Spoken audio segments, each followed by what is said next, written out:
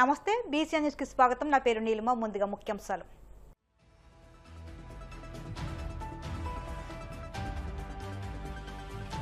TDP senior కార్యకర్తలకు ఆత్మీయ విందు ఇచ్చిన చంద్రబాబు, లోకేష్ వారి యోగక్షేమాలు అడిగి తెలుసుకుని కొత్త బట్టలు సవాల్తో సత్కారం.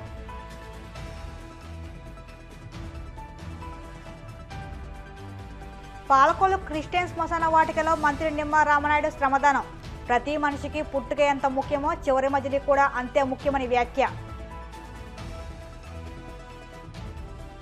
అమరావతి రాజధాని పేరుతో అవినీతిని చట్టబద్ధత చేసుకోవడం కోసమే అసెంబ్లీలో తీర్మానం చేశారు.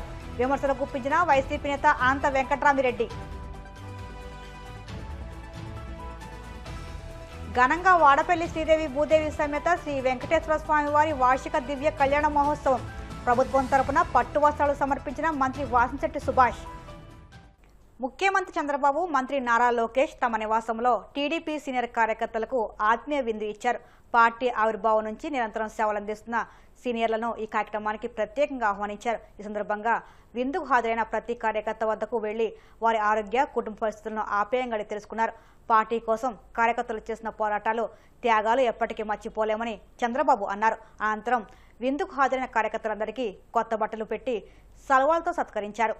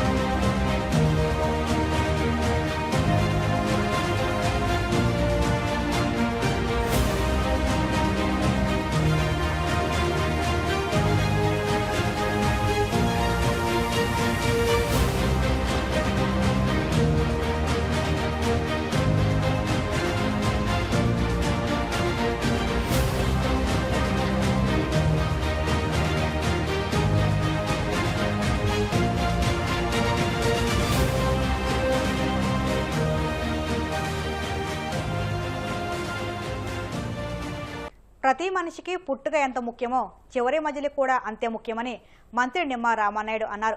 పశ్చిమ గోదావరి జిల్లా పాలకొల్లు క్రిస్టియన్ శ్మశాన వాటిక పనుల్లో ఆయన శ్రమదానం చేశారు. కార్మికులతో కలిసి కంకర, ఇసుక, సిమెంట్ను గమెడలతో మోసి స్లాబ్ నిర్మాణ పనుల్లో పాల్గొన్నారు. ఈ సందర్భంగా ఆయన మాట్లాడుతూ నియోజకవర్గంలో అన్ని శ్మశాన వాటికలను సుందరవన పార్కులుగా మారుస్తామన్నారు. శ్మశాన వాటిక అభివృద్ధి పనుల్లో ప్రతి ఒక్కరూ స్వచ్ఛందంగా శ్రమదానం చేయాలని పిలుపునిచ్చారు. ఆఖరి మజిలీ అనేది శ్మశాన వాటికతో ముగుస్తుంది. అటువంటి శ్మశాన వాటికలు కూడా అత్యంత సుందరంగా, పరిశుభ్రంగా ఉండాలనే ఆలోచనతో పాలకొల్లు నియోజకవర్గంలో ఈ బరిల గ్రౌండ్స్ అన్నింటినీ కూడా సుందరీకరణ చేసుకుంటూ అందులో భాగంగా ఈరోజు ఆదివారం పర్వదినాన మన పాలకొల్లు క్రిస్టియన్ బరిల గ్రౌండ్కి సంబంధించి మరి ఏదైతే ఇక స్లాబ్ వర్క్ నిర్మాణ పనుల్లోనూ, అదేవిధంగా ఇక్కడ ఏదైతే కాంపౌండ్ వాల్ కానీ, పాత్వేస్ కానీ సంబంధించిన పనుల్లో ఈరోజు ఆ యొక్క కార్మికులతో కలిసి పనిచేసి శ్రమ చేస్తూ ఉంటే ఒక తృప్తి, ఒక సంతోషం ఉంటుంది. అదేవిధంగా శ్మశాన వాటికల్లో ప్రతి ఒక్కరూ పని చేయొచ్చు అనేటువంటి ఒక ఇన్స్పిరేషన్ కూడా అందరికీ అందించినట్టు ఉంటుందనే ఉద్దేశంతో ఈ కార్యక్రమంలో కూడా ఈరోజు భాగం పంచుకోవడం జరిగింది.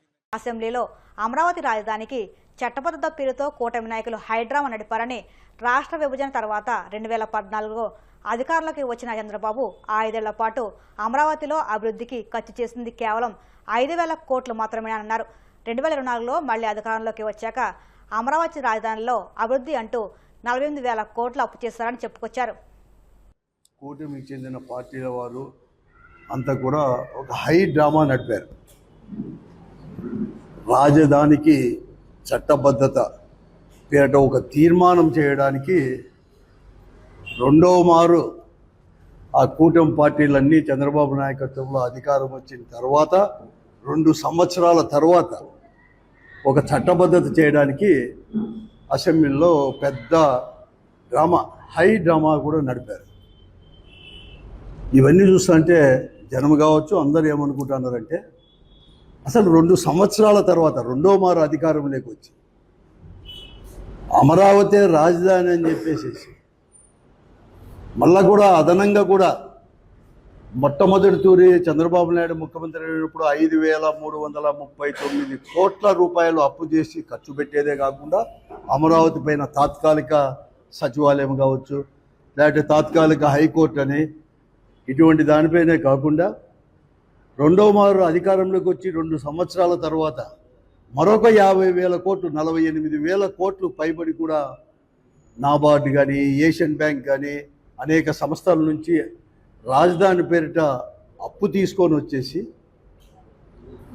మరీ 50,000 ఎకరాలే కాకుండా ఇంకా 30,000 ఎకరాలు కావాలని చెప్పి 2 సంవత్సరాల తర్వాత చట్టబద్ధత అనేది కూడా కల్పించడానికి ఒక తీర్మానం చేసి అది కూడా అమరావతి అనే పదం చేర్చి, అంటే అమరావతి దగ్గరే అని తీర్మానం చేసి కేంద్ర ప్రభుత్వానికి పార్లమెంటులో పెట్టమని పంపించడానికి అంత ఎందుంది. అంటే ఈ 2 సంవత్సరాలు మీకు నమ్మకం లేదా?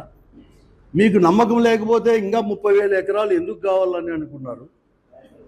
ఇంకా దాదాపుగా 48,000 కోట్ల రూపాయలు మళ్ళీ కూడా అప్పు ఎందుకు చేశారు వివిధ సంస్థల నుంచి కూడా? 2 సంవత్సరాల తర్వాత ఇది మళ్ళీ మీకు అనుమానం వచ్చిందా? మీరు చెప్పినట్లుగా మేము ఇంకా 20,000 ఉంటామనే అని చెప్పిన వాళ్ళు మీ పైన మీకే నమ్మకం లేదా?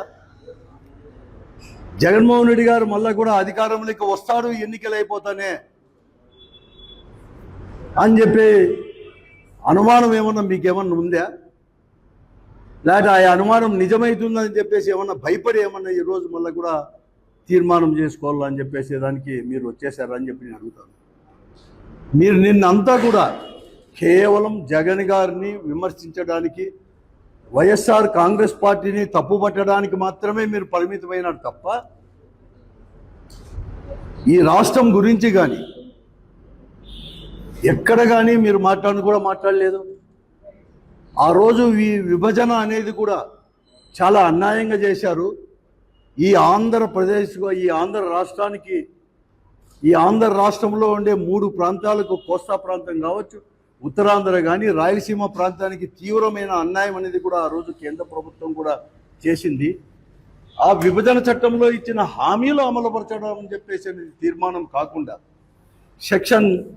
మామూలుగా కూడా సెక్షన్ 5లో కూడా ఉన్న శ్రద్ధ, అంటే 94 సెక్షన్ 94(3) కింద కానీ రాజధాని ఫండ్స్ కానీ అడిగే శ్రద్ధ లేకుండా కేవలం అమరావతి దగ్గర, అమరావతి వద్దే కట్టాలా అని చెప్పేసి మీరు తీర్మానం చేశారు. అవసరమా అని చెప్పి అందరూ చెప్తా ఉన్నారు. ఈరోజు అమరావతి పేరిట, రాజధాని పేరిట ఇబ్బడి ముబ్బడిగా కూడా అప్పులు చేసి మీరు ఖర్చు పెడుతున్నారు. అవినీతి అనేది కూడా జరుగుతూ ఉంది. మీకు రాజధానిని చట్టభద్రత కాదు కావాల్సింది. మీరు అప్పుడు 5 సంవత్సరాలు, ఇప్పుడు 2 సంవత్సరాల్లో అప్పులు తెచ్చి ఖర్చు పెట్టి దోపిడీ చేశారే, ఆ దోపిడీకి చట్టబద్ధత కోసం, మీరు అవినీతితో తీసుకుపోయిన డబ్బు కోసం, చట్టబద్ధత కోసమే నిన్న తీర్మానం తప్ప మరొకటి కాదని చెప్పి ఈరోజు ఆంధ్రప్రదేశ్ ప్రజలు కోనసీమ తిరుమల వాడపల్లి శ్రీదేవి భూదేవి సమేత శ్రీ వెంకటేశ్వర స్వామి వార్షిక దివ్య కళ్యాణ మహోత్సవం అంగరంగ వైభవంగా నిర్వహించారు. విశ్వక్సేన పూజ, నీరాజన మంత్ర పుష్పం, పుణ్యవచనం తదితర కార్యక్రమాలను శాస్త్రోక్తంగా నిర్వహించి శ్రీదేవి భూదేవి సమేత శ్రీ వెంకటేశ్వర స్వామితో కళ్యాణాన్ని జరిపించారు. సూత్రధరణ, తలంబ్రాలు, తంతును కన్లార వీక్షించిన భక్తులు పుణితులయ్యారు. మంగళ వాయిద్యాలు, భక్తజన గోవింద నామస్మరణ నడుమ వాడపల్లి ఆధ్యాత్మిక శోభను సంతరించుకుంది. మంత్రి వాసంశెట్టి సుభాష్, స్థానిక ఎమ్మెల్యే బండా సత్యనందరావు, కమలారాణి దంపతులు, రాష్ట్ర BC finance corporation chairman Reddy Anantakumari, JC Nishanthi, DSP Sunkara Murali Mohan, RDO మమ్మీ స్వామివారికి ప్రభుత్వం తరపున పట్టు వస్త్రాలు సమర్పించారు.